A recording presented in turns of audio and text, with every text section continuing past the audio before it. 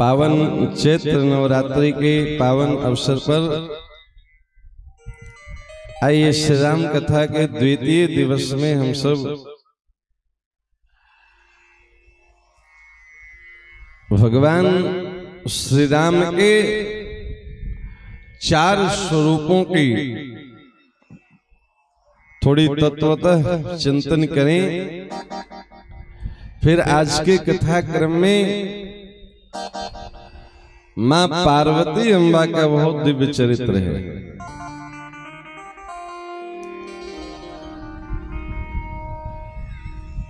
ये राम नवमी के अवसर पे राम कथा हो रही है। इसकी विशेषता क्या है? भगवान सर्वत्र हैं, हरि व्यापक सर्वत्र समाना, सर्वत्र और समान रूप से हैं। पर भगवान को विशेष प्रेम करने का मन बने भक्तों के हृदय में, तो उस निर्गुण निराकार ब्रह्म को सगुण साकार ब्रह्म के रूप में प्रकट करना होता है। जिस प्रकार से हवा हर जगह है, पर गर्मी के दिनों में पंखे के पास, कूलर के पास, एसी के पास हवा प्रचुर मात्रा में उपलब्ध होती है। वहां जाते ही मन को शांति मिलती है, फेफड़े में ऑक्सीजन भर जाती है, जीवनी शक्ति बढ़ जाती है, ऊर्जा प्राप्त हो जाती है। उसी प्रकार से भगवान हर जगह है, परमात्मा हर जगह है, ब्रह्म हर जगह है।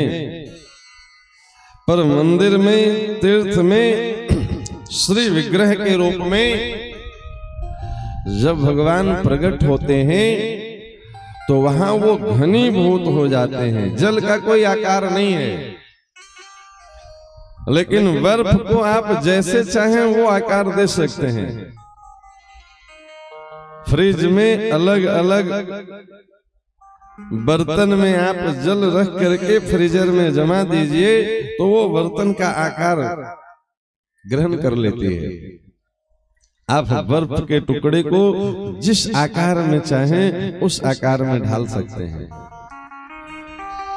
उसी प्रकार से भगवान कहते हैं कि मेरा कोई आकार नहीं है, तो आप कौन आकार लेना पसंद करेंगे?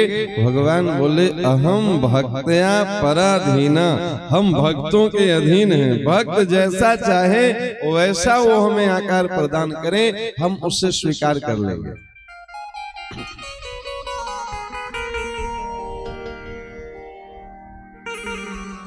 ये राम नवमी का दिन ऐसा पर्व है जिस दिन एक ही ब्रह्म 4 रूपों में अवतार लिए हैं।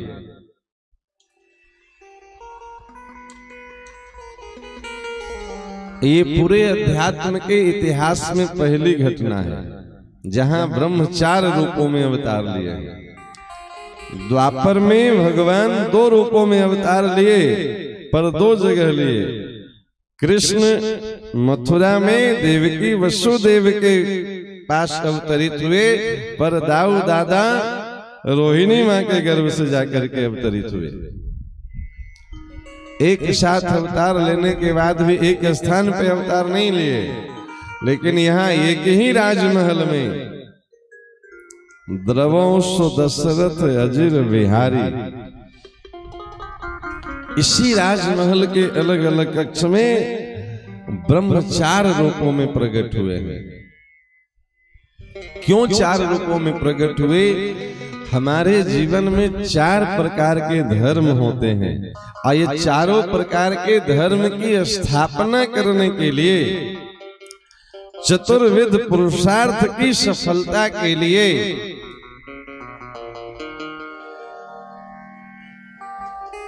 अपने जीवन में धर्म के इस 4 स्वरूपों को जी करके मानव मात्र के लिए उदाहरण उपस्थित करने के लिए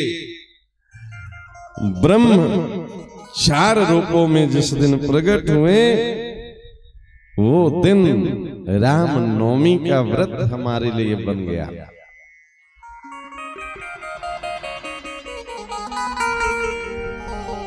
धर्म 4 प्रकार का है। कौन कौन सा? मानव मात्र के लिए जो धर्म है, जो हर मनुष्य को करना चाहिए, वो सामान्य धर्म है। ये क्या है? माता पिता की सेवा, गुरुजनों की आज्ञा का पालन करना, घर परिवार में नीति नियम के साथ व्यवहार करना, ये सामान्य धर्म है।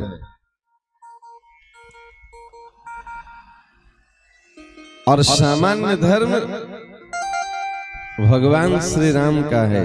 ये 4 रूपों में राम, लक्ष्मण, भरत, शत्रुघ्न, सबसे बड़े भैया हैं राघव सरकार, पर इनका धर्म सबसे छोटा है, सामान्य धर्म। राम जी का धर्म क्या है? तो माता पिता की आज्ञा पालन के लिए 14 वर्ष तक वन में चले जाना।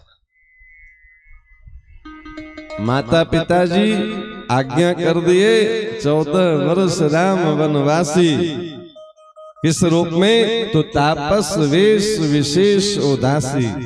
जो आज्ञा, सामान्य धर्म है माता पिता का आज्ञा मानना।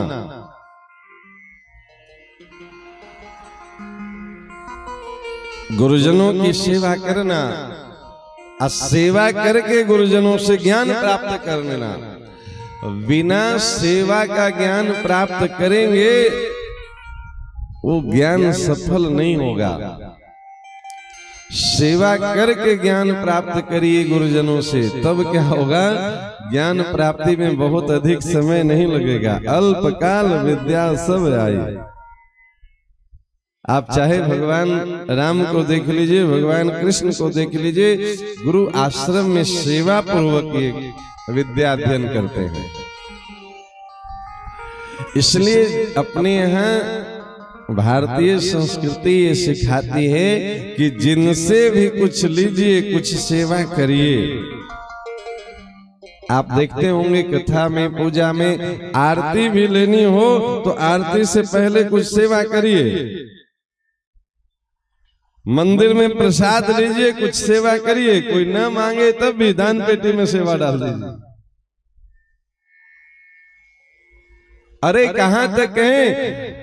नदी पार कर रहे हैं, ट्रेन में बैठे हैं, गंगा जी में 1 रुपया डालिए। ये क्या है? देने की वृत्ति बनी रहे। कहीं न देने का मौका मिले तो दरिया में डाल दीजिए, लेकिन देने का भाव बनाए रखिए प्यारे।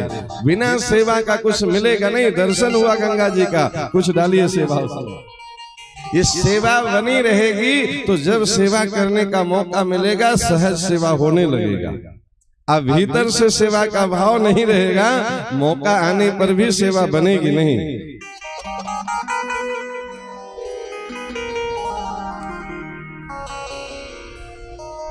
तत्सिद्धो तनु वित्तजा। मानसी सेवा तब बनेगी जब पहले तनु, तन की सेवा, फिर वित्तजा, धन की सेवा, तब मन की सेवा।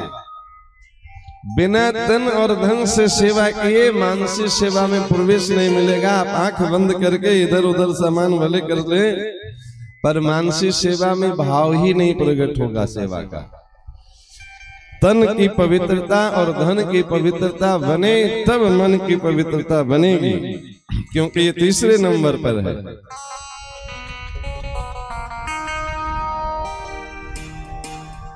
वन में जब भी जाते हैं तो सकल ऋषिन के आश्रम जाए जाए सुख दीन। ये नहीं कि हम आ गए हैं अब आप लोग आइए मेरा दर्शन करने में। भगवान है, परमात्मा है, राजकुमार है, फिर भी सभी ऋषि के आश्रम में स्वयं जा जा करके सबको सुख प्रदान कर रहे हैं। ये सामान्य धर्म है और ये राम जी का धर्म है। सबसे बड़े भैया का सबसे छोटा धर्म सामान्य धर्म, और सबसे छोटे वाले भैया शत्रुघ्न कुमार का धर्म सबसे बड़ा धर्म, विशेषतम धर्म।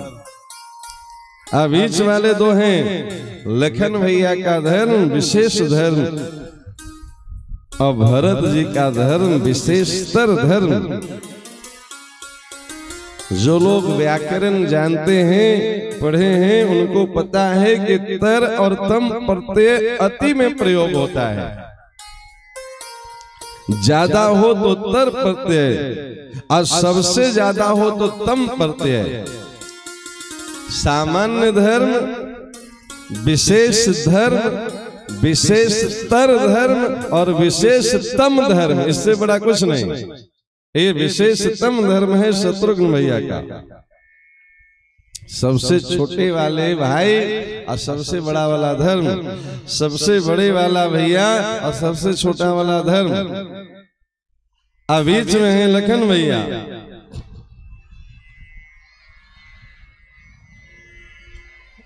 लखन भैया का धर्म क्या है? विशेष धर्म। चक्रवर्ती सम्राट महाराज दशरथ जी कैकेयी अम्बा के साथ मिल करके वनवास की बानक बना दिए। सरकार वलकल वस्त्र धारण कर रहे हैं। लक्ष्मण जी दौड़े दौड़े आए, भैया भैया भैया मैंने सुना आप बन जा रहे हैं, ये सब क्या हो रहा है अयोध्या में? राघव सरकार बोले कि पिता दीन मोहि कानन राजू, पिताजी हमको वन वाला राज दे दिए और अयोध्या जी का राज भरत भैया को दे दिए। लक्ष्मण जी बोले ये कोनो बंटवारा करना था कि यहाँ का राज इनको दे दिए, वहां का राज उनको दे दिए, ये इनका अपना था। अरे ये सूर्यवंश की परंपरा से चली आ रही है राज अयोध्या का, और ये परंपरा का राज्य है, इसमें बंटवारा नहीं था कि यहाँ का राज भरत जी को दे दिए, वहां का राज राम जी को दे दिए। अरे लक्ष्मण ऐसा नहीं बोलते, पिताजी ने वचन दिया था हमारे मंजरी मैया को कि हम भरत जी को राज देंगे, राम जी को वनवास देंगे। लक्ष्मण जी बोले पिताजी इससे पहले राज्यसभा में पूरे अयोध्या के प्रजा को वचन दे चुके हैं, अभी कल शाम में वचन दिए हैं कि हम कल राज देंगे राम जी को। अरे एक बार जब वचन दे दिए तो उसी पे बार बार वचन देने का अधिकार है इनको। वो कहना चाहिए था ना कि भैया ये चीज हम दान कर चुके हैं, जो दान कर दिए दोबारा दान नहीं होगा। राज्यसभा में गुरुदेव भगवान के सामने एक घोषणा हुई है कि कल अयोध्या का राजा राम जी बनेंगे। रात भर व्रत करवाया गया है, भूमि शयन करवाया गया है राम सीता को। ये तर्क है लक्ष्मण जी का, विशेष धर्म है ना।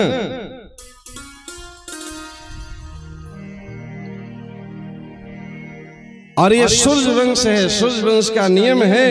क्या नियम है? जेठ स्वामी सेवक लघु भाई, यह दिन कर कुल रीति सुहाई। यहाँ जो बड़ा पुत्र होता है वो स्वतः राजा होता है, और आपका है तो हम सब का तो है ही। इसमें बंटवारा करने की क्या बात थी कि भरत जी को यहाँ का राज दे दिए, राम जी को वन का राज दे दिए। राम जी बोले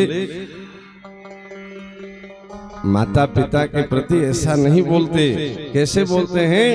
तो माँ तो पिता गुरु प्रभु की वाणी, अब नहीं विचार करिय शुभ जानी। उचित के अनुचित किए विचारो, अधर्म जाए सिर पातक भारो। माता पिता गुरु और प्रभु यानी स्वामी, इनकी वाणी निकल जाए उसमें विचार नहीं करना है, मान लेना चाहिए। उचित अनुचित का विचार किए माथे पे पाप चढ़ेगा। ऐसे नहीं बोलते लक्ष्मण, ये हमारे पिताजी हैं। लक्ष्मण जी बोले हम नहीं मानते हैं, पिताजी वाला कोई गुण इनमें दिख नहीं रहा है। पिता का मतलब ही होता है जो रक्षा करे। पाती धर्म से पिता शब्द बना है। जो अपने धर्म की रक्षा नहीं कर रहे हैं, इनमें पिता वाला कोई गुण हमको दिखाई नहीं दे रहा है। और हम कहें तो अभी हम दशरथ जी को बंदी बनाते हैं, आप राजा बनिए, हमारे हाथ में धनुष बाण है, देखते हैं कौन क्या बिगाड़ेगा। राम जी बोले नहीं नहीं लक्ष्मण, ये धर्म नहीं है।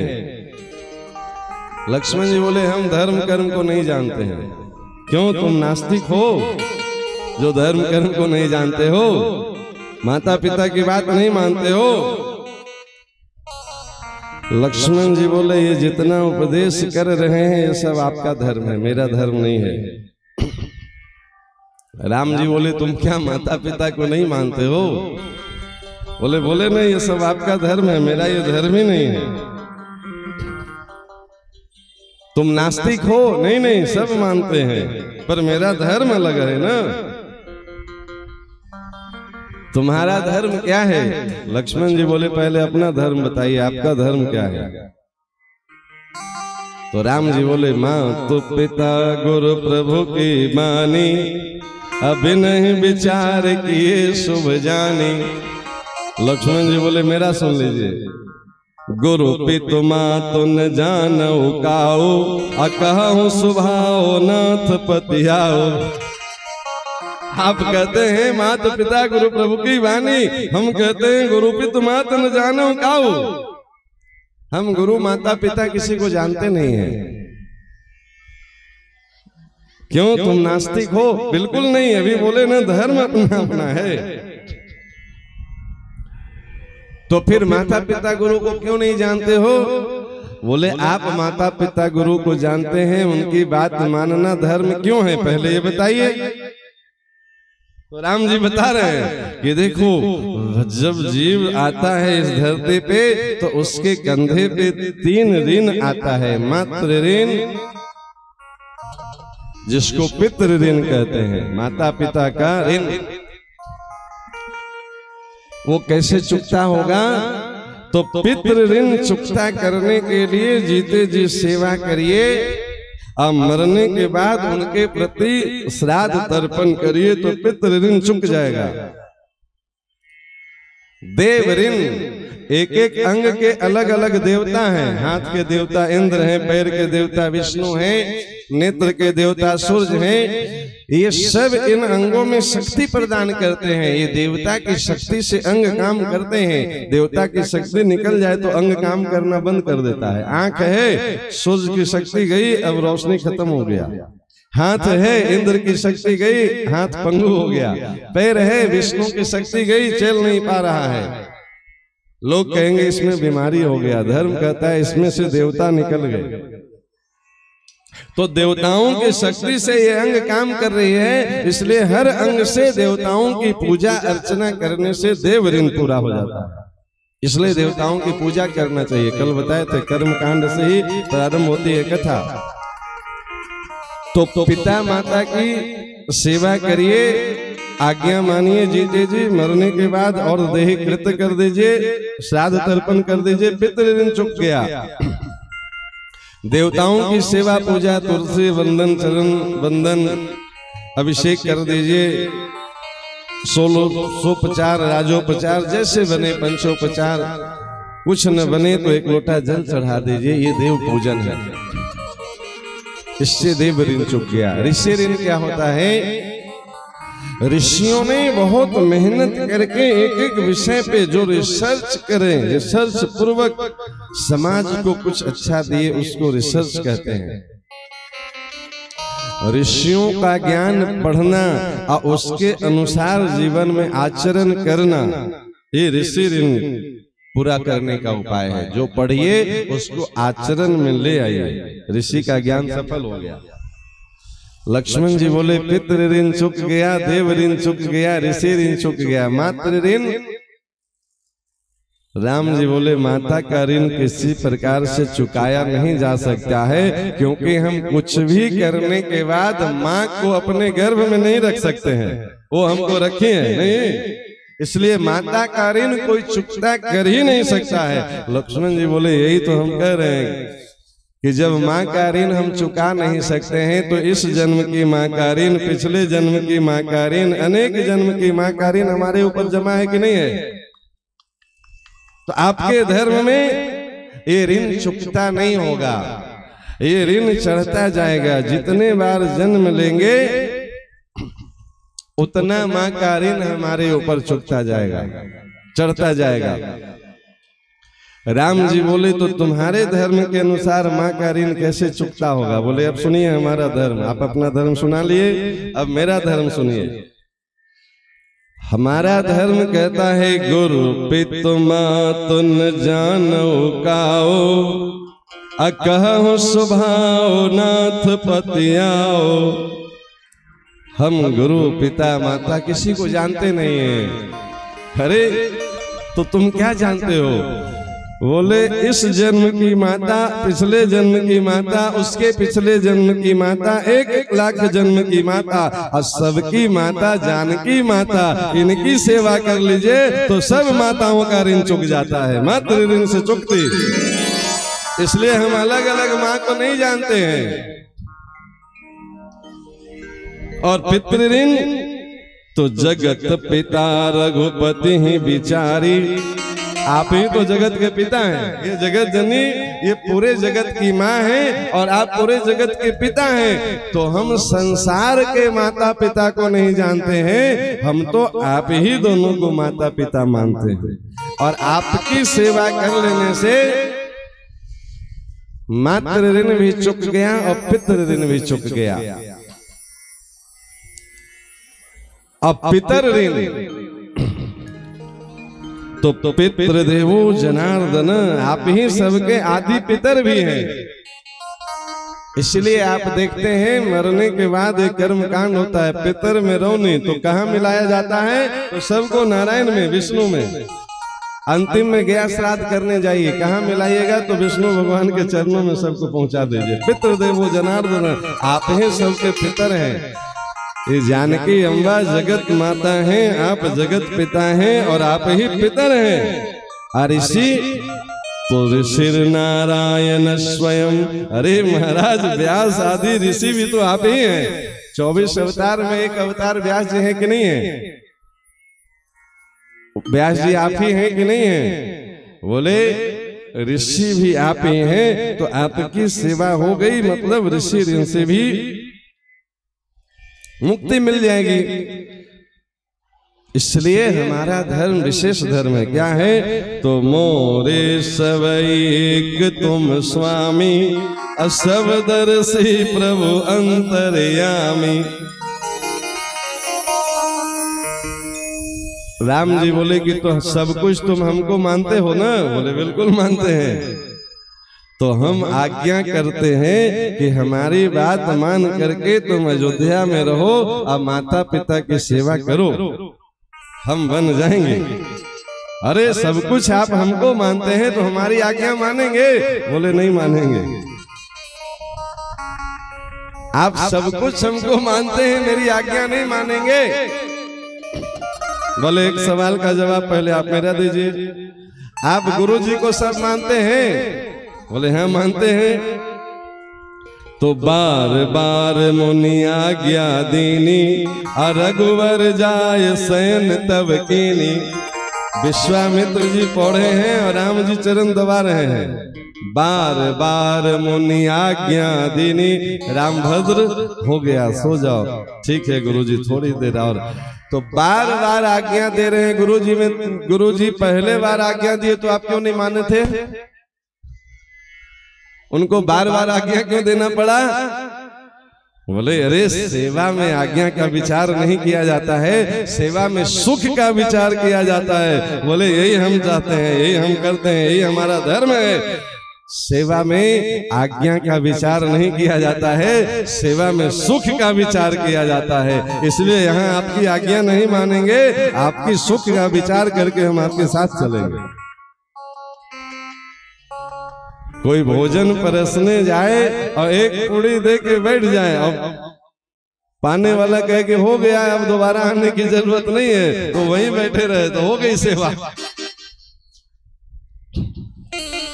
अरे बार बार मना करने के बाद भी प्रेम से पवाइए, थोड़ा और ले लीजिए मेरे हाथ से, मेरे हाथ से एक रसगुल्ला ले लीजिए। सेवा में आज्ञा नहीं, सेवा में सुख का विचार किया जाता है। ये लक्ष्मण जी का धर्म है, विशेष धर्म है।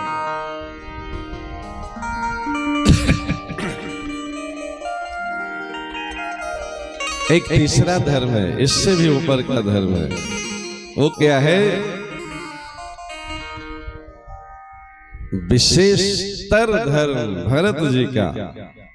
ये क्या है? ये प्रेमियों का धर्म है। इस धर्म की विशेषता क्या है? जो विशेषतर धर्म वाले लोग हैं उनको ये चिंता नहीं होती है कि हम भगवान को मिलें, भगवान को ये चिंता होती है कि हम इनको मिलें। इसलिए आप देखेंगे जब जब राम जी तुलना करना हो तो ये नहीं कहते हैं कि लक्ष्मण जैसा भाई, तुम मम प्रिय भरत सम भाई, क्योंकि लक्ष्मण जी का विशेष धर्म है, ये सबके लिए तुलनीय नहीं है। विशेषतर धर्म भरत जी का है, प्रेम का धर्म ये सबके लिए उपलब्ध है, प्रेम सब कोई कर सकता है। विशेष धर्म सबके लिए नहीं, अधिकारी पदाधिकारी को जो नियम लागू है वो हमारे आपके ऊपर लागू नहीं है। ये विशेष पदाधिकारी हैं लक्ष्मण जी, जीवाचार्य है ना, आचार्य का धर्म विशेष होता है। पर प्रेमियों का धर्म बड़ा अद्भुत होता है। प्रेमियों का धर्म क्या है? तत् सुख सुखित्व, जहां अपने सुख का मतलब ही नहीं है, जहां सेव्य के सुख का चिंता किया जाता है। सरकार का मुख न कुम्हला जाए किसी भी बात से, इस बात की चिंता होती है हमेशा। अपने सुख की जहां चिंता नहीं रह जाती है, ऐसा धर्म भरत जी का धर्म। एक छोटा सा स्मरण देखें कैसा धर्म है। चित्रकूट में स्फटिक शिला पे राघव सरकार विराजमान है, गुरुदेव भगवान वशिष्ठ जी विराजमान है, विदेहराज जनक जी विराजमान है, जानकी अम्बा विराजमान है, लखन लाल खड़े हैं। भरत जी पूरे अयोध्या के समाज के साथ आए हैं, राज सामग्री लेकर के, पूरे राज्याभिषेक की सामग्री, चरण पादुका जी सब।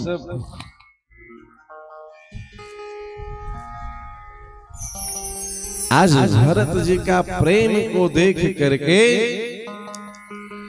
गुरुदेव भगवान वशिष्ठ जी का भी हृदय पिघल गया। घोषणा कर दिए कि आज भरत जो निर्णय करेगा वही वशिष्ठ का निर्णय माना जाएगा। आज की भाषा में कहें तो अपना पावर ऑफ अटर्नी लिख के दे दिए वशिष्ठ जी कि इस पे जो लिख देगा भरत वो हमारा हस्ताक्षर माना जाएगा। आज भी होता है, कोर्ट में जाइए, वकील साहब सादा कागज पे लिखवा लेंगे, दस्तखत कर दीजिए, हम इस पे जो लिख दें वो आपके सही माना जाएगा कि ये हम ही लिखे हैं। वशिष्ठ जी यही बोल रहे हैं कि हम सादा कागज पे दस्तखत कर दिए, इस पे ऊपर भरत जो कह देगा वो मेरा निर्णय माना जाएगा। राम जी को लगा कि चलिए गुरुदेव भगवान भरत भैया के पक्ष में हो गए, हमारे ससुर जी जनक जी ये तो विदेह हैं, ये तो हमारे पक्ष में बोलेंगे कुछ। और विदेह राज भी आज विवश हैं, रो रो के बोल रहे हैं राम भद्र, हमें भी ऐसा लग रहा है कि भरत जो कह रहा है वही ठीक कह रहा है। राम जी को लगा कि 2 वोट हमारा पक्का है, ये इधर उधर नहीं जाना चाहिए, जानकी की तरफ देखें। ये क्या कहते हैं, आज जानकी अम्बा भी भीतर से ये सोच रही हैं कि लोग इनको करुणा सिंधु, कृपा सिंधु, दया सिंधु कहते हैं, आज ये इतने कठोर कैसे हो गए हैं, भरत भैया को इतना रुला क्यों रहे हैं। आज जानकी अम्बा का भी वोट भरत जी को, और लक्ष्मण जी जिनका विशेष धर्म है, माता रामो मत पिता रामचंद्र, ये सब कुछ मानते हैं, आज वह भी कह रहे हैं कि अरे भरत भैया कह तो रहे हैं कि आप घर चले जाइए, हम वन में रह लेंगे, तो राम जी के जगह पे भरत जी के साथ हम रह लेंगे वन में, इसमें क्या मुश्किल है। इनको भरत जी का बात मान ही लेना चाहिए। आज जब सारा वोट भरत जी के पक्ष में चला गया तो राम जी भी पावर ऑफ अटर्नी लिख दिए अपना, बोले भरत अब हम सच्ची सच्ची कहते हैं कि जो भरत कहेगा जिसमें भरत की प्रसन्नता होगी हम अब वही करेंगे। इतना सुनना था कि सब अवधवासी प्रसन्न हो गए, बोले अब तो राम जी पक्का अयोध्या चलेंगे। क्यों? एक कह दिए कि जो भरत जी कहेंगे हम वही करेंगे, जो भरत जी को प्रिय होगा हम वो करेंगे, जिसमें भरत जी सुखी हो हम वो करेंगे। तो भरत जी तो इनको लिवाने ही आए हैं, अब तो चलेंगे ना जी। भरत जी के पाले में गेंद गया। राम जी बोले भरत अब बोलो, तुम्हारा निर्णय मेरा निर्णय होगा।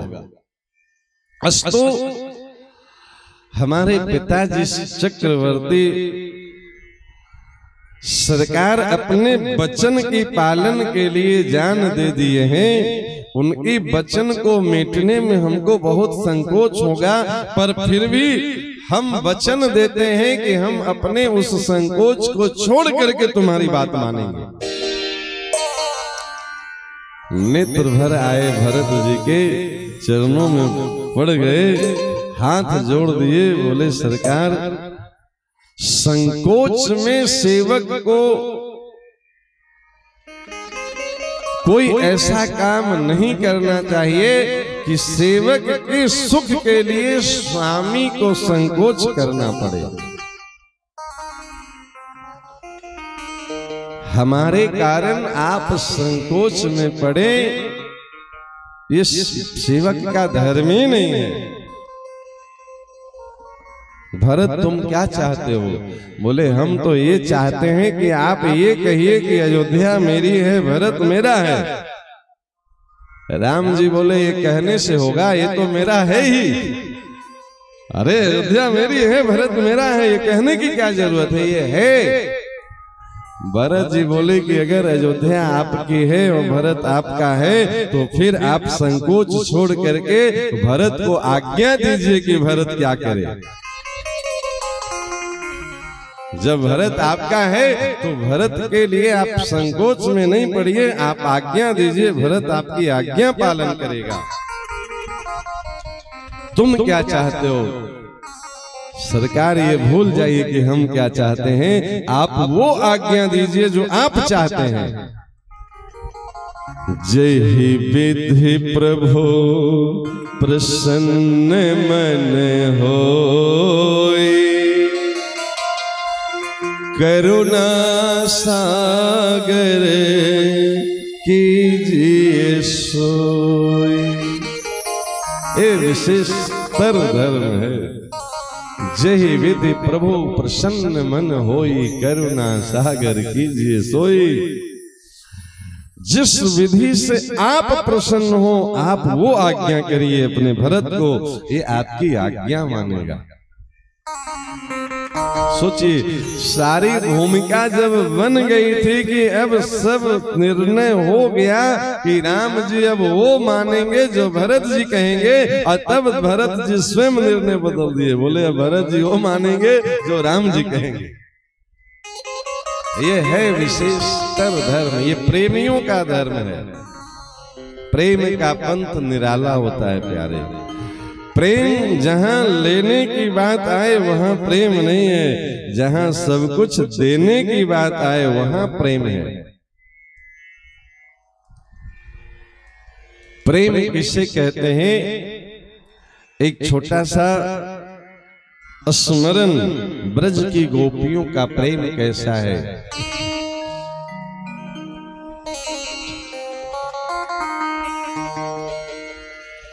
एक बार निधिवन जी में कन्हैया की याद में सब गोपियां बैठी आंसू बहा रही है। रोज का नियम है, श्री जी आती हैं और श्री जी के साथ गोपियां कन्हैया को पुकारती हैं और कन्हैया प्रकट हो जाते हैं, क्योंकि कन्हैया का नियम है वृंदावनम परित्यज्यम पदम एकम न गच्छति। वृंदावन को छोड़ करके हम कभी भी एक पद के लिए बाहर नहीं जाते हैं। व्यवहार की लीला में सरकार द्वारिका लीला में है, पर नित्य की लीला में रोज महामिलन होता है गोपियों के साथ, श्री जी के साथ कृष्ण का। आज गोपियां बैठ के रो रही है, पुकार रही है, कन्हैया आए नहीं। नारद जी आ गए, अरे गोपी तुम कृष्ण की वास्तविकता नहीं जानती हो, उसकी व्यापकता नहीं जानते हो। वो सर्वत्र है, परमात्मा की शक्ति कहीं आती जाती नहीं है। बिन पग चले सुने बिन काना, कर बिन कर्म करे विधि नाना। आनंद रहित सकल रस भोगी, बिन वाणी वक्ता बड़ जोगी। उसके लिए तुम रो रही हो। गोपियां कुछ कहती उससे पहले कन्हैया प्रकट हो गया। रोज ही आते थे, आज भी आए। अंतर सिर्फ इतना हुआ कि आज आने में 2-4 मिनट विलंब हो गई। रोज एक ही बार बुलाती थी, आज आते थे, आज 4 मिनट लेट से आए। आते गोपी शिकायत की, कन्हैया आज आने में 4 मिनट लेट क्यों हुआ? और कन्हैया मुस्कुराते हुए क्या बोले, आज आने में देरी का कारण नारद जी, इनके कारण देरी हुआ। ये उपदेश सुना रहे थे ना तुमको। अब नारद जी को लगा कि लो, ये सबके सामने हमारी बेइज्जती करवा दिए कि हम तो रोज तुम्हारी बात सुन के आ जाते थे, आज नारद जी बैठे थे इसलिए 4 मिनट लेट हुआ। अच्छा नहीं लगा नारद जी को, लेकिन अब सबके सामने क्या बोलते, नारायण नारायण नारायण करते करते वो अंतर्ध्यान हो गए। पर नारद जी को चैन नहीं मिल रहा था। बोले इसका जवाब जरूर लेंगे कि प्रभु आप ये क्यों बोले सबके सामने कि देरी का कारण नारद जी। सबके सामने तो नहीं पूछेंगे, लेकिन एकांत में द्वारिका पहुंच करके कक्ष में पूछेंगे। 2 घंटे बाद पहुंच गए सरकार द्वारिका। नारद जी भी मन की गति से चलते हैं, जब चाहे जहां चाहे प्रकट हो जाए। तीनों लोकों में निर्बाध गति है नारद जी की। अब द्वारिका पहुंचे तो ठाकुर जी एक दूसरी लीला कर रहे हैं वहां। जैसे ही ठाकुर जी के कक्ष में पहुंचे नारद जी, ठाकुर जी पेट पकड़ करके एकदम छटपटा रहे हैं, पलंग पे करा रहे हैं। अब नारद जी भूल गए कि हम क्या पूछने आए थे, अपनी समस्या। अरे प्रभु आज आप इतने पीड़ा में क्यों हैं? अरे नारद भले आए, एकदम सही समय पे आए हैं। क्या हुआ प्रभु? अरे बड़ी जोर की उदर सूल हो रही है। अरे कोई दवाई की व्यवस्था हो गई, सब राजवैद्य थक चुके, कोई दवा फायदा नहीं कर रही है। एक औषधि मिल जाए तो मेरा उदर सूल ठीक हो। सरकार आज्ञा करिए, कौन सी औषधि? बोले कोई भक्त अपना थोड़ा सा चरण रज उठा करके दे दे तो थोड़ा सा हम पेट पे मल लें, थोड़ा मुंह में रख लें, थोड़ा मस्तक पे लेपन कर लें तो मेरे उदर सूल ठीक हो जाए। इतना सुनना था कि रुक्मिणी आदि अष्टपटरानियां धीरे धीरे करके कक्ष से बाहर चली गई। कहीं नारद जी मेरे तरफ न देखें कि तुम सब भी तो भक्त हो, दे दो चरण रज। तो ये बोल दे, उससे पहले सब अपना अपना जो है स्वस्थान खाली करके अपने अपने कक्ष में चली गई। नारद जी बोले जब इतनी बड़ी बड़ी देवियां नहीं दे सकी तो हम तो गरीब साधु ठहरे, हम कहां से चरण रज लाए? बोले प्रभु आपकी जो औषधि है वो तीनों लोगों में कहीं नहीं मिलेगी। कोई भक्त अपना चरण रज आपको देगा नहीं, आपकी बीमारी ठीक होने वाली नहीं है। भगवान बोले नारद तीनों लोकों में जाने की जल्दी मत करो, क्या करें? बोले तुम ब्रज में चले जाओ, अब ब्रज की गोपियों को जाकर के हमारी पीड़ा बता दो, जितना जल्दी हो सके ये काम करो। नारद जी यहाँ से अंतर्ध्यान हुए, वहां प्रकट हो गए ब्रज में। इतना तो करना था, वो मन की गति से चलते हैं। अरे नारद जी भले आए, आप तो द्वारिका आते जाते रहते हैं, हमारे प्रभु का हालत बताइए, हालचाल ठीक तो है ना? अरे क्या बताएं, द्वारिकाधीश भगवान श्री कृष्ण उधर सूल से गिरा रहे हैं, उनके उधर में बड़ी पीड़ा है। इतना सुनना था कि सब गोपियां कटे हुए कदली वृक्ष के समान गिर गई, छाती पकड़ के रोने लगी, हाय हाय हमारे कन्हैया को कोई प्रेम करने वाला नहीं है द्वारिका में। जब तक ब्रज में रहा कन्हैया कभी जो है सो सिरो वेदना न भई, ये द्वारिका में जाकर के उधर सुल कैसे हो गया? जरूर वहां कोई उनसे प्रेम करने वाला नहीं है, वो प्रेम का भूखा है, प्रेम की कमी है, इसलिए उनके पेट में दर्द हो रहा है। नारद जी बोले, अरे ये सब बोलने बतियाने में समय बाद में बिताना, हम कन्हैया के उदर सूल की औषधि लेने आए हैं, वो औषधि यहाँ ब्रज में मिलेगा, ऐसा कह के कन्हैया हमें भेजे हैं। अरे नारद फिर देर क्यों, जल्दी बताइए कौन सी औषधि से कन्हैया के उदर सूल ठीक होगी? बोले, द्वारिकाधीश भगवान श्री कृष्ण ये बोले हैं कि कोई भक्त अपने चरण रज थोड़ा सा दे दे तो हम पेट पे मल ले, जीभ पे रख ले, माथे पे लेपन कर ले, मेरा उदर सूल ठीक हो जाएगा। इतना सुनना था कि सब गोपी अपने अपने चरण के पास से धूल उठा के मुट्ठी भर भर के पोटली बांधने लगी, बोली मेरी ले जाओ, मेरी ले जाओ, मेरी ले जाओ, जल्दी से लेके जाओ। नारद जी बोले, गोपी तुम्हें पता भी है बाबरी है गई हो, अपने चरण की रज दे रही हो द्वारिकाधीश भगवान परमात्मा ब्रह्म को, तुमको घोर नरक में जाना पड़ेगा। गोपियां बोली, अरे नारद तुम बाबरे है गए हो, एक जन्म की छोड़ो, हम 1000 जन्म तक नरक जाने को तैयार हैं। मेरी कन्हैया का मुख कमल मुस्कुराना चाहिए प्यारे, मेरी कन्हैया हमसे प्रसन्न हो जाए, इसके बदले हमको 1000 जन्म नरक में पड़े रहना पड़े, हम तैयार हैं।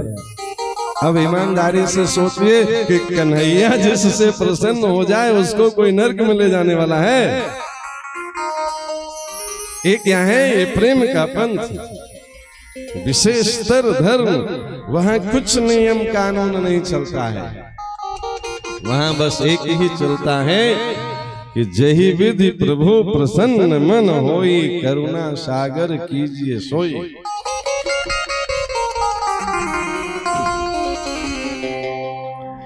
अर्थ न धर्म न काम रुचि, गति न चहो निर्वाण, जन्म जन्म रति राम पद यह वरदान नया। ये विशेषता धर्म की चौपाई है।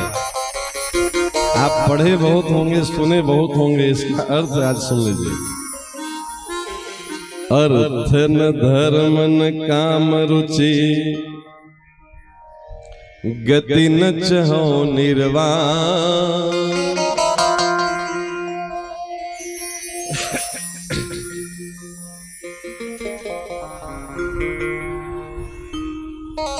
इसमें अर्थ धर्म काम मोक्ष ये सब कुछ छोड़ करके अब भरत जी भगवान के चरणों की प्रीति मांग रहे हैं। किससे मांग रहे हैं?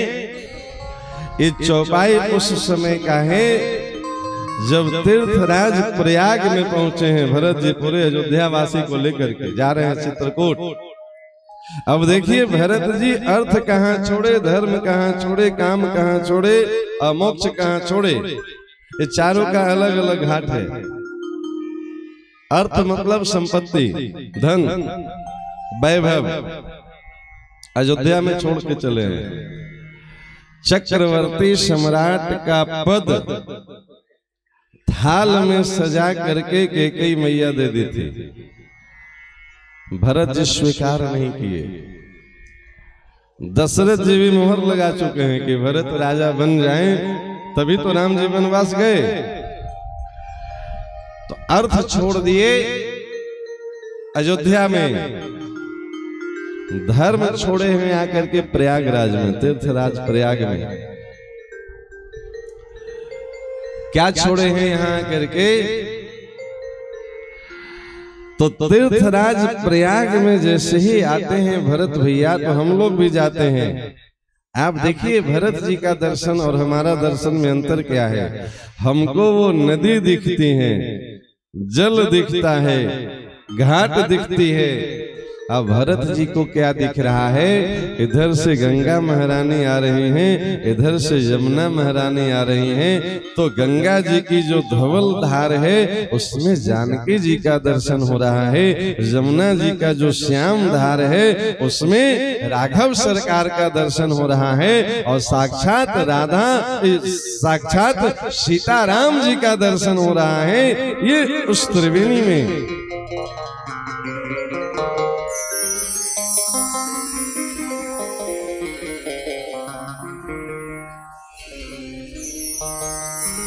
और ये गंगा में ही सभी नदियों का संगम है, वहां अनेक नदियों का संगम है, 3 तो फेमस है, पर कितनी छोटी बड़ी नदियां आकर के मिलते चली गई हैं प्रयागराज तक। उसी में एक सरयू जी भी हैं, अयोध्या से चली हैं, वो घाघरा में आकर के मिल गई हैं। उसके बाद फिर सरयू जी का कहीं अता पता नहीं मिलेगा, वो फिर आकर के गंगा जी में समाई थी। और ये सरयू महारानी कौन है, तो इसको जरा देखिए, तो इनकी उत्पत्ति की भी बड़ी अद्भुत कथा है।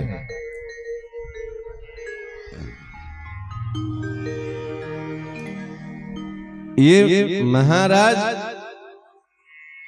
दशरथ के कुल परंपरा में इनका अवतरण है, इन्हीं की परंपरा में गंगा का भी अवतरण है। भगीरथ जी ही तो तब करके लाए हैं ना, तो इसलिए भगीरथ नंदिनी भी कहा जाता है गंगा जी को।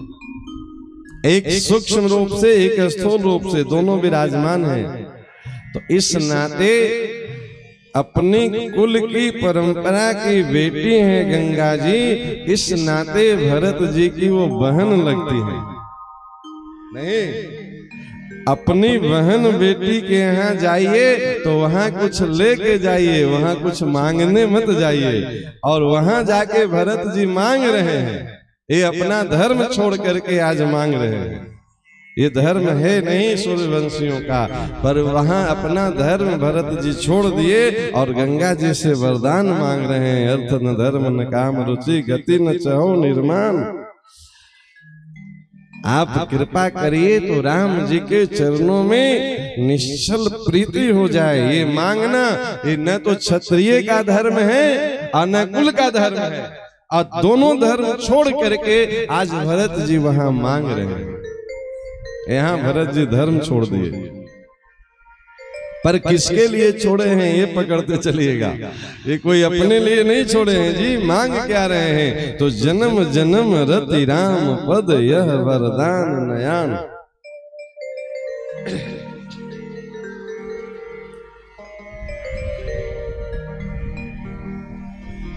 काम कहाँ छोड़े हैं, तो वाल्मीकि रामायण के अनुसार, वाल्मीकि जी के अनुसार इसी प्रयागराज में भरद्वाज जी के आश्रम में पग धरते हैं पूरे अवधवासी के साथ भरत भैया। अब भरद्वाज जी ऐसी लीला रचते हैं कि वो अपनी योग बल से तप बल से अयोध्या से भी कई गुना संपन्न राज्य का निर्माण कर देते हैं, जिसमें सब सुख सुविधाओं से लैस, सबको अलग अलग आवास दे दिया गया पूरे अयोध्या वासियों को। सब में नौकर चाकर 56 भोग की व्यवस्था, मानो कल्प वृक्ष उपलब्ध हो। आप जो सोचिए वो उपलब्ध हो जाए। सब अयोध्या वासी सोचने लगे कि अब अयोध्या जाके क्या करना है, राम जी वापस आएंगे नहीं, भरत जी मानेंगे नहीं, तो वहां रो रो के 14 वर्ष बिताना है, उससे अच्छा है यहीं 14 वर्ष रह लो, सब सुख सुविधा यही है। एक वही अयोध्या वासी हैं, जब भरत जी ननिहाल से आए थे तो सब इनसे बात नहीं करते थे। क्यों? सबके मन में ये था कि कहीं न कहीं कैकेयी के जो मत है उसमें भरत भी शामिल है। भीतर से सबके मन में ये थी बात है। इस बात को दूर करने के लिए भरद्वाज जी ने ये लीला करी। एक बहुत बड़ा सभागार में सबको बुलाया गया, इमीडिएट गोष्ठी ली गई, एक बहुत बड़ा राज्य सिंहासन दिया गया। भरत राज जी बोले, भरत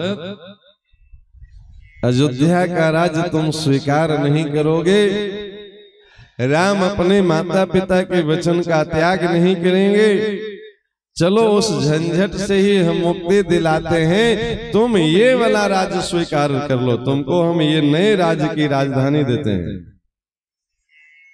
अब मेरी आज्ञा है कि ये प्रजा सब अयोध्या का यही है, ये सब चाहती भी है, इनसे पूछ लो, ये सब यही रहना चाहते हैं, यहाँ का परिस्थितियां इनको बहुत अनुकूल लग रही है। भरत, क्या हम आज्ञा दे कि इस राज सिंहासन पे तुम बैठो तो मेरी आज्ञा मानोगे कि नहीं मानोगे? गुरु भक्ति तुम करते हो कि नहीं करते हो? रो पड़े भरत जी। कामना मतलब इच्छा, यहाँ कोई इच्छा है नहीं, इनमें तो है ही नहीं। ये अयोध्या वासी जिसके मन में ये बात थी कि कहीं न कहीं इसमें भरत की भी इच्छा है, इन्हीं की कामना से ये सब लीला हुई है, इस संशय को दूर करना था। जैसे ही भरत राज जी बोले कि क्या हम आदेश दें कि इस राज सिंहासन पे बैठो तो मेरा आदेश मानोगे कि नहीं मानोगे? भरत जी रो पड़े, बोले गुरुदेव आपकी आज्ञा होगी तो जरूर मानेंगे, न मानने की तो बात ही नहीं है, लेकिन एक विनय है आपके चरणों में। क्या? मोहिराज हठ देहूं जब ही, रसा रसातल जायहि तब ही।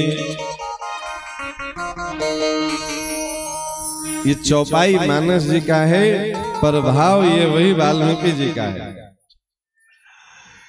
बोले गुरुदेव आप जिस समय आज्ञा करके हमें ये राज्य देंगे, हम शपथ पूर्वक कहते हैं कि रसा रसातल जाए तब ही, ये धरती मेरा भार नहीं सह पाएगा, ये पाताल में चला जाएगा। भरत राज जी बोले क्यों भरत? अरे ये धरती रावण कुंभकर्ण का भार सह लेती है, ये धरती हिरण्यकशिपु हिरण्याक्ष का भार सह लेती है, ये धरती बड़े बड़े अत्याचारियों का भार सह लेती है, तो तुम्हारा भार कैसे नहीं सहन करेगी?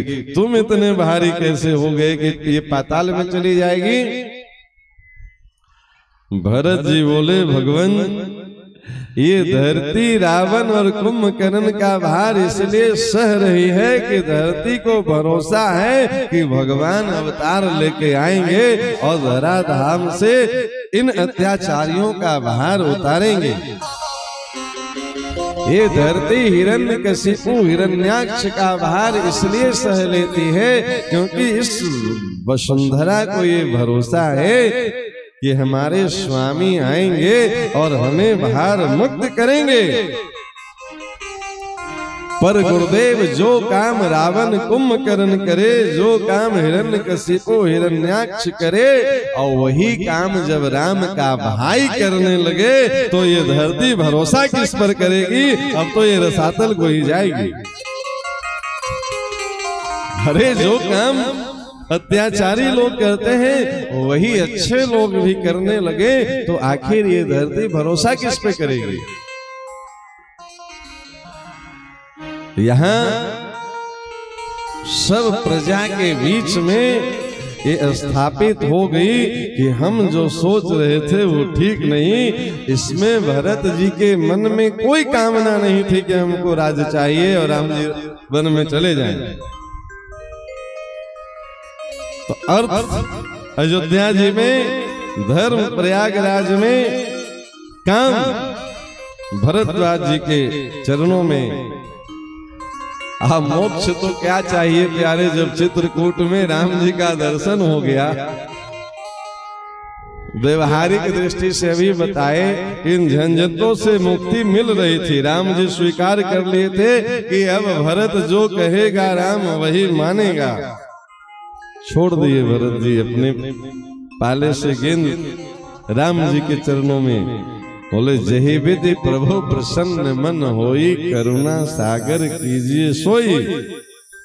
ये विशेषतर धर्म है, लेकिन एक और धर्म है, उसको विशेषतम धर्म कहते हैं, सर्वश्रेष्ठ। इससे ऊपर का कोई चीज नहीं है। वो धर्म क्या है वो सुनिए, आनंद आएगा आपको।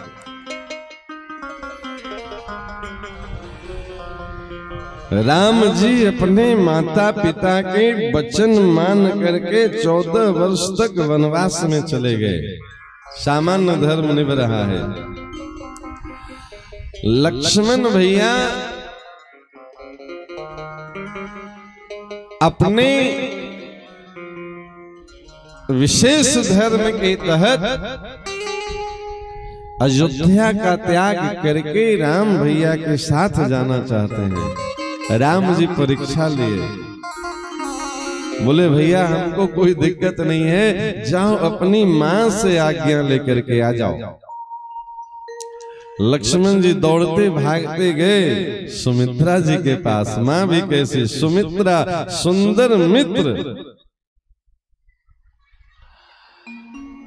बेटा क्यों आए हो? अरे मां, मैंने सुना कि भैया राम वन जा रहे हैं, पिताजी अच्छा नहीं किए, भैया को वनवास दे दिए, पर जो होना था सो हुआ। हम भी भैया के साथ वन जाना चाहते हैं। सुमित्रा जी बोले जो होना था सो हुआ, पिताजी वनवास देके अच्छा नहीं किए, राम जी वन जा रहे हैं, ये सब बिल्कुल गलत बात है। तो सही बात क्या है? बोले जो लोगों को दिख रही है वो सच्चाई नहीं है, सच्चाई वो है जो हम तुम्हें बताने जा रहे हैं। माँ कृपा करिए, सच्चाई क्या है? तो तुम्हारे भाग राम बन जाए। बोले ये कैकेयी के कहने से नहीं हुआ, दशरथ जी के सोचने से नहीं हुआ, मंथरा के कुतर्क से नहीं हुआ, ये राम जी की इच्छा है। क्यों? तो लक्ष्मण जी शेष तत्व हैं और शेष के ऊपर पृथ्वी है और पृथ्वी के ऊपर ये अत्याचार हो रही है। अब पृथ्वी का भार हरण करने के लिए जा रहे हैं, तो बताइए किनके लिए जा रहे हैं? अंततः भार किसका हल्का होगा? लक्ष्मण जी के माथे का भार हल्का होगा कि नहीं? सुमित्रा जी कहती हैं चौपाई उठाइए, तुम्हारे भाग राम बन जाए। अरे ये सब तो उनकी लीला है, ये तुम्हारे ऊपर उनकी विशेष करुणा है। पृथ्वी सब कुछ सह लेती है, अत्याचारियों का, अधर्मियों का भार नहीं सहती है। अब पृथ्वी जितना भारी होगी शेष जी के ऊपर ही तो भार जाएगा। बोले ये तुम्हारे भाग्य से सब हो रहा है, मेरे लिए क्या धर्म है मां? बोले तहां अवध जहां राम निवासो, तहां दिवस जहां भानु प्रकाशो। अरे अयोध्या वही है लाला जहां राम जी रहते हैं। ठीक उसी प्रकार तहां दिवस जहां भानु प्रकाशो, जहां सूर्य है वहीं तो दिन होगा। अजो सिए राम जाहि बनवाहि, तो अवध तुम्हारे काज कछु नाहि। अरे जब सीताराम जी बन जा रहे हैं तो तुम अयोध्या में रह के क्या करोगे?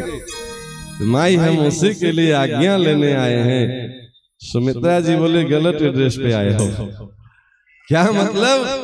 भैया बोले हैं कि तुम अपनी मां से आज्ञा लेके आओ तो ले चलेंगे साथ में। बोले इसीलिए तो कह रहे हैं कि गलत एड्रेस पे आए हो, हम तुम्हारी मां नहीं हैं। अरे आप मेरी मां नहीं है? नहीं, मेरी माँ कौन है? बोले वही तो थी जहां से तुम आए हो। तात तुम्हारे मात वे देही, अब पिता राम सब भांति स्नेही। लक्ष्मण जी का विशेष धर्म याद दिलवा रही है मां। पुत्र मां तो है ही ना, भाव जगा। आज मेरा मातृत्व सफल हो गया, जननी होने का आज मुझे गौरव हो रहा है कि मेरा पुत्र आज राम की सेवा में जा रहा है। लक्ष्मण जी बोले माँ तुम मेरी माँ हो कि नहीं हो, दोनों बात बोल रही हो। अभी तुम बोली कि मेरी तुम माँ नहीं हो और फिर कह रही हो कि आज जननी होने का गौरव प्राप्त हो गया।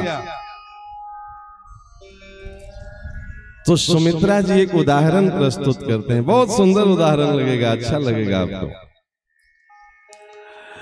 एक व्यक्ति आता है एक ग्वाले के यहाँ दूध लेने, रोज ले जाते हैं, ग्वाले से लोग दूध ले जाते हैं। आज ग्वाला की बिटिया वो दूध सबको दे रही है। एक नया व्यक्ति आया है दूध लेने, तो अपने पिताजी जो थोड़ी जरूरी काम से बाहर कुछ कर रहे हैं, वो दरवाजे पे जाके बिटिया पूछती है कि पिताजी ये व्यक्ति दूध लेने आए हैं, अब बताइए बाल्टी का दूध दें कि लोटे का दूध दें। रखा है दोनों में दूध, तो पूछा जा रहा है कि बाल्टी का दूध दें कि लोटे का दूध दें। अब बताइए दूध बाल्टी की है कि लोटे की है कि गाय की है? नहीं, अरे दूध गाय की है पर लोटे में रखी गई है, इसलिए लोटे की दूध है। तुम पुत्र जानकी के हो पर हमें जननी होने का गौरव प्राप्त करवाया गया है, इसलिए हम तुम्हारी जननी भी हैं, पर मूल में मां तो जानकी है। तुम्हारे जैसे पुत्र को जन्म देने का गौरव हमें मिला है, इसलिए हम आज सुखी हैं। सुन जननी सोई सुत बड़ भागी, जो सिय राम चरण अनुरागी। वास्तव में जननी का बड़ भाग्यपूर्ण तब है जब उसकी संतान राम जी की सेवा में, कृष्ण कन्हैया की सेवा में, नारायण की सेवा में लग जाए। इसलिए पुत्र तुम अयोध्या में नहीं, राम के साथ जाओ और राम के सुख का विचार करना। सपने में भी कभी राम जी को कोई कष्ट न हो। लक्ष्मण जी बोले माँ हम तुम्हें वचन देते हैं, सपने में कष्ट तब होगा जब सपना आएगा। सपना तब आती है जब व्यक्ति सो जाता है। हम तुम्हें वचन दे के जाते हैं कि 14 वर्ष तक तुम्हारा लाल सोएगा ही नहीं, सपना को आने नहीं देगा। सपने में दुख कैसे आएगा? 14 वर्ष के लिए अखंड जैसे कीर्तन होता है ना, वैसे अखंड सेवा का व्रत लेके जा रहे हैं लक्ष्मण भैया। विशेष धर्म, विशेषतर धर्म की चर्चा आप सुन लिए, भरत जी का धर्म। अब विशेषतम धर्म सुनिए। माता पिता की आज्ञा मान करके राम जी वन चले गए। विशेष धर्म में सेवा में लक्ष्मण जी लग गए। भरत जी नंदी ग्राम में धरती के नीचे गड्ढा खोद करके चरण पादुका से आज्ञा ले ले करके राज्य चलाने लगे। शत्रुघ्न जी का धर्म विशेषतम धर्म, भरत जी आज्ञा किए हैं। सबते सेवक धर्म कठोरा, भरत जी संत और संत की सेवा में है। शत्रुघ्न जी, राम जी भगवान, भगवान की सेवा में लक्ष्मण जी, अब भरत जी संत, संत की सेवा में शत्रुघ्न भैया। अब भगवान स्वयं कहते हैं मोते अधिक संत कर लेखा। हमसे भी ज्यादा किसी को मानना हो तो हमारे प्राण प्रिय संतों को मानो। भरत जी बोले शत्रुघ्न 14 वर्ष बाद जब प्रभु श्री राम आए तो राज्य को कम नहीं अधिक होना चाहिए। इतना संपन्न राज हम लौटाएं, क्योंकि ये राज मेरा नहीं है, थाती है राम जी का। अब देखिए 14 वर्ष शत्रुघ्न जी क्या करते हैं। राम वन चले गए हैं, उनकी याद में कौशल्या माँ रो रो करके बुरा हाल है। अन्न का एक दाना नहीं गया है। 2-3 दिन बीत गए, कोई किसी को सुन नहीं रहा है, कोई किसी से कुछ बोल नहीं रहा है।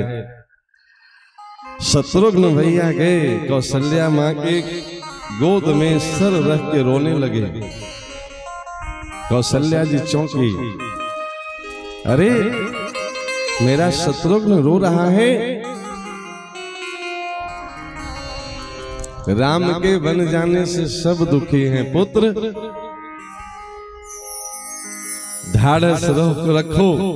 शत्रुघ्न जी बोले, मैया हम राम के बन जाने से दुखी होके थोड़े रो रहे हैं,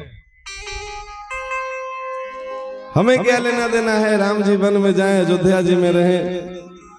अब मैया को बड़ा आश्चर्य लगा, तो फिर क्यों रो रहे हो? अरे माँ हम तो इसलिए रो रहे हैं कि अयोध्या में कोई हमसे प्यार करने वाला नहीं है, सब राम जी को ही प्रेम करते हैं, जिससे देखो राम जी के लिए रो रहे हैं। 3 दिन से हम भूखे हैं, बड़ी जोर की भूख लगी है, पेट में ऐंठन आ रहा है, कोई खाना नहीं पूछ रहा है, हम इसलिए रो रहे हैं कि सब राम जी से प्रेम करते हैं, कोई हमसे प्यार नहीं करता है। अब सोचिए, एक माँ के सामने कोई बेटा अगर इस प्रकार से कहे कि हम भूखे रो रहे हैं, तो माँ अपनी दर्द भूल जाएगी कि नहीं भूल जाएगी? लड़खड़ाती हुई उठती है कौशल्या जी, अपनी हाथों से प्रसाद लेके आती है, अपनी गोद में बिठा करके और जैसे खिलाने लगती है। नहीं नहीं माँ हम ऐसे नहीं खाएंगे, तुम भी हमसे प्यार नहीं करती हो, तुम भी राम भैया से प्यार। अरे नहीं लाला, हम जितना प्यार राम से करते हैं उतने प्यार तुमसे करते हैं, अभी पता चल जाएगा। उतना प्यार करती हो तो पहले हमारे हाथों से तुम भोजन करो, पहले तुम भोजन करो तब हम पाएंगे। ये क्या था? शत्रुघ्न जी का नाटक था कौशल्या जी को खिलाने के लिए। हमारे प्यार में पड़ करके भी माँ कुछ प्रसाद पाले, इसलिए ये कठोर वचन बोल रहे थे। ऐसा था नहीं कि वो राम जी से प्रेम नहीं करते थे और राम जी के लिए दुखी नहीं थे। ऐसे कर कर के हर माताओं के पास जाते हैं और हर माँ तीनों माताओं को भोजन कराते हैं। कहाँ तक कहें, माताओं को भोजन कराने के बाद गौशाला में गए हैं। आज अयोध्या की गैया 4 दिन से एक तिनका नहीं चरी है। उन गैयों से बात कर रहे हैं शत्रुघ्न जी, अरे 14 वर्ष बाद भगवान श्री राम आएंगे वापस, तो 14 वर्ष बाद उनका राज्याभिषेक होगा और राज्याभिषेक के लिए गोदुग्ध की जरूरत पड़ेगी, पंचगव्य की जरूरत पड़ेगी। और तुम अगर अभी से खाना पीना छोड़ दोगे तो ये सुख, ये सौभाग्य स्वर्ग की गैया नंदिनी को मिल जाएगी।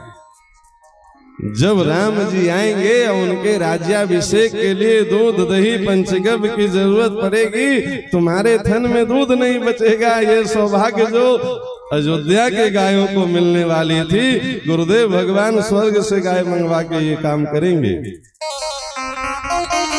मानो गैया पूछती है कि शत्रुघ्न भैया हमें क्या करना चाहिए? अरे क्या करना चाहिए क्या, 14 वर्ष तक खूब बढ़िया से दाना खरी चारा खा खा के हृष्ट पुष्ट रहो और राम जी आए तो सबसे पहले तुम्हारा दूध दही का उपयोग हो, ये सौभाग्य तुम्हें मिलने वाला है।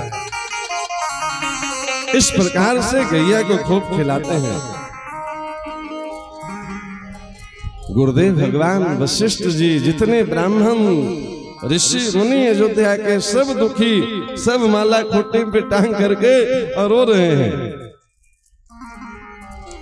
सबके पास गए, अरे ब्राह्मण देवता आप बहुत बड़े सौभाग्य से वंचित रह जाएंगे। क्या हुआ लाला? 14 वर्ष बाद जब राम जी आएंगे, उनका राज्याभिषेक होगा तो स्वस्ति वाचन ब्राह्मण ही तो करेंगे। जब आपका शरीर सूख जाएगा, कंठ होठ सट जाएगा, कंठ से वाणी नहीं निकलेगी, तो ये सब फिर ऋषि लोक से सब ऋषि की बुलाहट होगी और ये सौभाग्य वो ले जाएंगे जो अयोध्या के ब्राह्मणों को मिलने वाला है।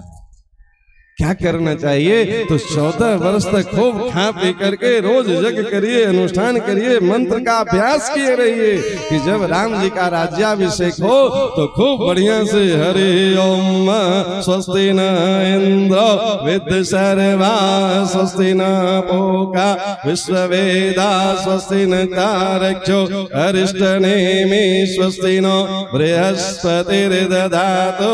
अरे ये सौभाग्य अयोध्या के ब्राह्मणों को ही तो मिलेगा।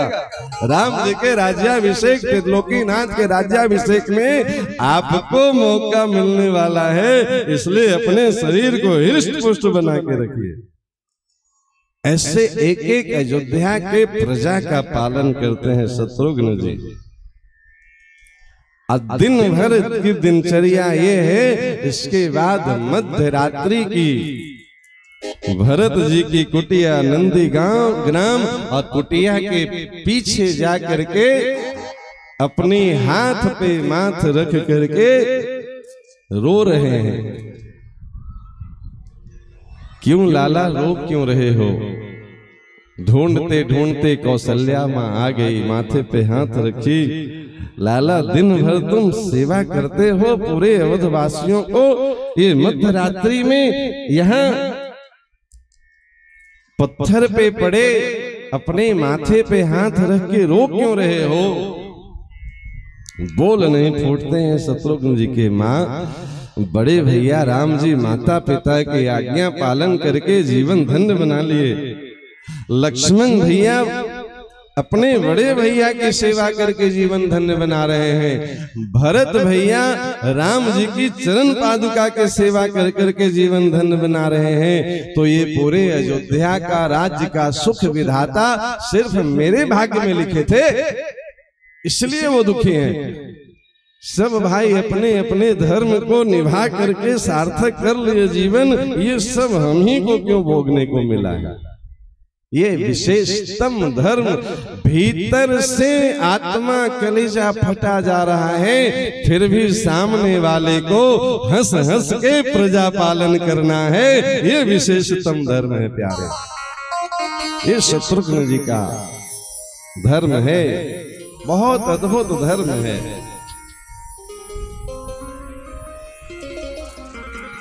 इनकी धर्म पत्नी उर्मिला, ये लक्ष्मण जी की धर्म पत्नी उर्मिला, राम जी की धर्म पत्नी जानकी, ये चारों देवियों का मांडवी श्रुत कीर्ति सबका अलग अलग धर्म है।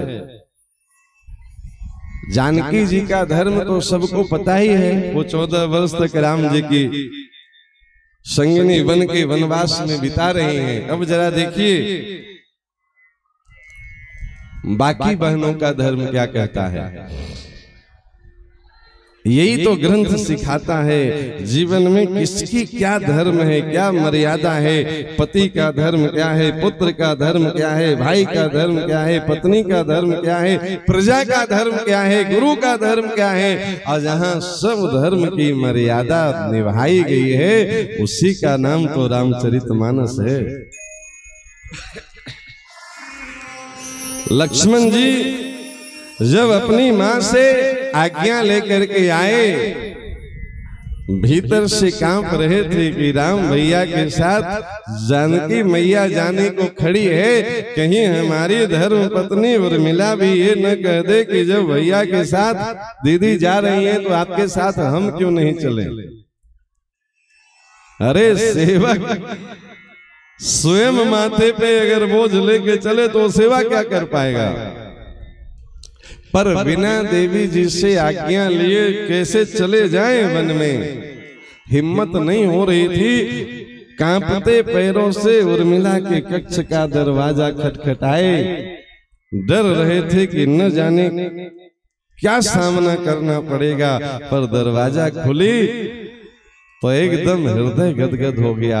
उर्मिला जी आरती की थाल लिए, रोली अच्छत चावल लेकर के फूल माला के साथ खड़ी थी कि हमारे पति भगवान की सेवा में जा रहे हैं, हमारा सौभाग्य जगह है कि मेरा सुहाग भगवान की सेवा में लगने वाला है। आज हम तिलक लगा के आरती उतार करके विदा करेंगे।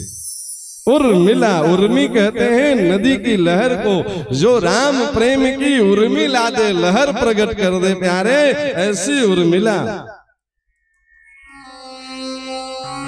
देखते ही प्रेम की लहर उत्पन्न हो गई लक्ष्मण जी में। स्वामी मैं वचन देती हूं, ये दीपक बुझेगा नहीं 14 वर्ष तक। इसी की प्रकाश में आप वहां जगेंगे, हम यहां जगेंगे। आप अपना धर्म निभाएं, हम अपना धर्म निभाएंगे। इसी 14वें वर्ष में एक लीला घटित हो गई। लक्ष्मण जी को शक्तिदान लगा और राम जी अपने गोद में लेकर के भाव विह्वल हैं, रो रहे हैं। शक्तिवान लगे लक्ष्मण के, व्याकुल भय रघुराई जी, सोचता रे राम जी गोदी में लेके भाई जी।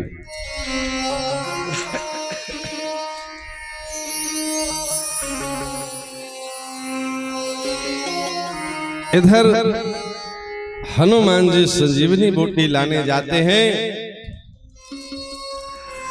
बीच में अयोध्या में भरत भैया से एक गलती हो गई, बाण मारे। हनुमान जी वहीं थोड़ी देर के लिए विलंब हो रहे थे। हनुमान जी के माध्यम से ये खबर पूरे अयोध्या वासियों को मिला कि लक्ष्मण भैया को शक्ति बाण लगा है। आज सुबह होते होते अगर ये संजीवनी बूटी नहीं प्राप्त हुई तो कुछ भी हो सकता है, जान जा सकती है। ये खबर जब कौशल्या माता को मिली, दौड़ते भागते रोते रोते गई उर्मिला जी के कक्ष में।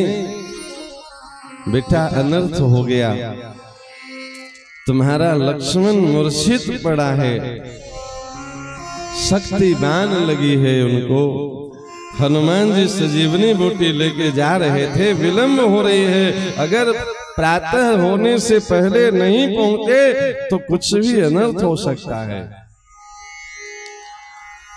कोई सामान्य महिला होती तो वहीं जो है सो रुबा कहानी शुरू हो जाती, पर ये उर मिला है। उर कहते हैं हृदय को, शरीर कहीं हो जिसका हृदय की तरंगे मिली हो, उर मिला।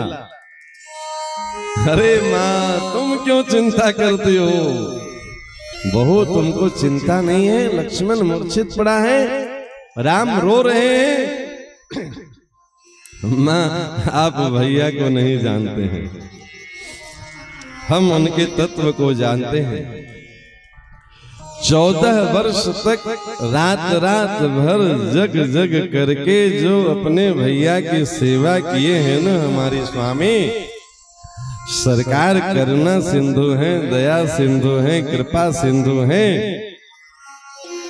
ये विश्राम तो करते नहीं थे। 14 वर्ष पूरा हुआ, संकल्प पूरा हुआ तो थोड़ी देर के लिए मूर्छा का नाटक किया जा रहा है, लीला किया जा रहा है। मूल रूप से भैया जो है सो हमारे सुहाग को विश्राम दिलवा रहे हैं अपने गोद में। अरे माँ, जिसका सर भगवान के गोद में हो और जिसका हाथ हमारे पति के सर पे रघुनाथ रखे हो, उसको काल भी क्या बिगाड़ सकता है। इतना विश्वास जिसको लेके बैठी है, इसको कहते हैं उर्मिला। भगवान पे इतना विश्वास कि मेरा अनिष्ट हो ही नहीं सकता है। हमारे साथ है रघुनाथ तो किस बात की चिंता, शरण में रख दिया जब माथ तो किस बात की चिंता। एक अंतरा बस गाएंगे। हमारे साथ है रघुनाथ तो किस बात की चिंता, हमारे साथ है रघुनाथ तो किस बात की चिंता, हमारे साथ है रघुनाथ तो किस बात की चिंता, हमारे साथ है रघुनाथ तो किस बात की चिंता। चरण में रख दिया जब माथ तो किस बात की चिंता, चरण में रख दिया जब माथ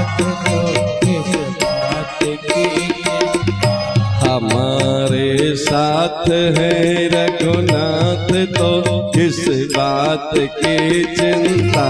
हमारे साथ है रघुनाथ तो किस बात की चिंता।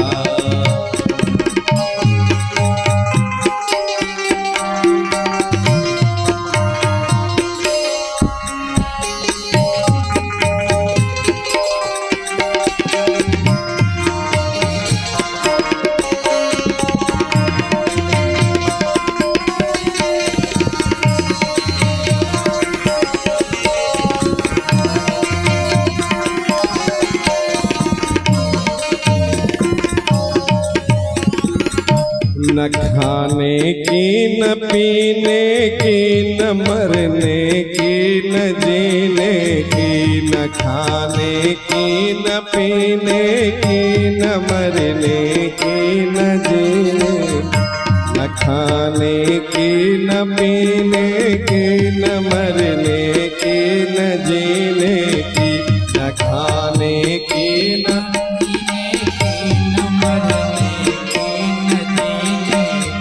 मेरे स्वामी को रहती है मेरी हर बात की चिंता। मेरे स्वामी को रहती है मेरी हर बात की चिंता। किया करते हो तुम दिन रात क्यों बिन बात की चिंता। किया करते हो तुम दिन रात क्यों बिन बात की चिंता। हमारे साथ है रघुनाथ तो किस बात की चिंता। हमारे साथ है रघुनाथ तो किस बात की चिंता। शरण में रख दिया जब माथ तो किस बात की चिंता। शरण में रख दिया जब माथ तो किस बात की चिंता। हमारे साथ है सिरनाथ तो किस बात की चिंता। हमारे साथ है सिरनाथ तो किस बात की चिंता। एक बार चकाचक हो जाए जय सिया राम। जय सिया राम। भजन बहुत अच्छा है पर अभी कथा भी बहुत अच्छी अच्छी है। किसी दिन ये पूरा भजन भी सुना देंगे पर आज कथा का आनंद लीजिए। ये उर्मिला जी का धर्म बताया। अब देखिए मांडवी जी का धर्म। भरत भैया नंदी गांव में नंदी ग्राम में जमीन में गड्ढा खोद करके रह रहे हैं। भाव क्या है प्रेमियों का भाव देखिए। भाव का भूखा हूं मैं भाव ही एक सार है। भाव से मुझको भजो तो भव से बेड़ा पार है। हमारे स्वामी वन में भूमि पे सोते हैं तो सेवक का ये धर्म नहीं है कि स्वामी के बराबर में शयन करे। इसलिए गड्ढा खोद करके भूमि के 10 हाथ नीचे सोते हैं। ये प्रेम। ब्रह्म मुहूर्त से पहले रोज अंधेरे में जाकर के सरजू जी में गोता लगा के आ जाते हैं। सवेरा हो जाए स्नान करके आते समय कोई मेरा मुंह न देख ले। मेरा मुंह देखने से भी लोगों को पाप लगेगा। क्यों? क्योंकि इस मुंह पे कलंक लगी है राम जानकी को वनवास भेजने का। ये आत्मग्लानि से भरा हुआ प्रेमी। हम प्रजा को मुंह दिखाने लायक नहीं है। मेरे कारण राम जी वन में चले गए। मेरे कारण जानकी अम्बा वन में शयन कर रही है। लोग मेरा मुंह भी देख लें तो पाप का भागी बनेंगे। इसलिए अंधेरे में चुपके से जाकर सरजू जी में गोता लगा के आ जाता है। पादुका जी से पूछ पूछ के आज्ञा ले ले करके और राज्य काज संचालन कर रहे हैं। मध्य रात्रि का समय है। अब मांडवी जी छत पे टहल रही हैं, पदचाप की आवाज सुनाई दिया, कौशल्या अम्बा ऊपर गई। अरे बेटा रात बहुत हो गई है, सो जा। उंगली के इशारा से दिखाई मांडवी जी, माँ आप विश्राम करें, थोड़ी देर और हमें टहलना है। क्या भैया बेटा इतनी रात गए, तुम अकेले छत पे क्यों टहल रही हो? माँ वो देखिए नंदी ग्राम में हमारे स्वामी जिस कुटिया में रह के राजकाज कर रहे हैं, उस कुटिया से अभी रोशनी आ रही है, मतलब हमारे स्वामी सोए नहीं हैं, अभी वो काम में लगे हैं, और जब तक वो नहीं सो जाते हैं तब तक हम शयन नहीं करेंगे, ये हमारा धर्म है। थोड़ी देर में बस कुटिया की ज्योति शीतल होने वाली है, स्वामी पहले सो जाएं, फिर हम शयन में जाएंगे। अद्भुत धर्म का निर्वाह किया गया है, इसे रामराज कहते हैं। रामराज उसे नहीं कहते हैं कि करना कुछ न पड़े और सब कुछ मिल जाए। जहां हर व्यक्ति अपनी मर्यादा को जानता है, जीता है, उसे रामराज कहते हैं। इसी मर्यादा को तो उपस्थित करने के लिए 4 रूपों में सरकार अवतार लिए हैं। कोई ये नहीं कहे कि धर्म की ये बातें महाराज किताब में अच्छी लगती है, जीवन में थोड़े जिया जा सकता है। भगवान बोले कि इसको जीवन में कैसे जिया जा सकता है, ये पहले हम जी के दिखाएंगे। आप देख लीजिए, फिर आप बताइए कि ये धर्म जीवन में जिया जा सकता है कि नहीं जिया जा सकता है। क्योंकि कथनी करनी भिन्न जहां है, धर्म नहीं पाखंड वहां है। सिर्फ कथनी से काम नहीं चलेगा, उसको करनी में उतारना पड़ेगा। इसको अपने जीवन से आदर्श के रूप में प्रस्तुत करके 4 रूपों में साकार करके दिखाए। जिस दिन परमात्मा 4 रूपों में इस धराधाम को पावन करने के लिए आए, वही दिन तो रामनवमी का पावन दिन है। और कितना सौभाग्यशाली हम आप हैं कि ऐसे रामनवमी के पावन अवसर पर ये राम कथा का हम सब रसास्वादन 9 दिनों तक कर रहे हैं।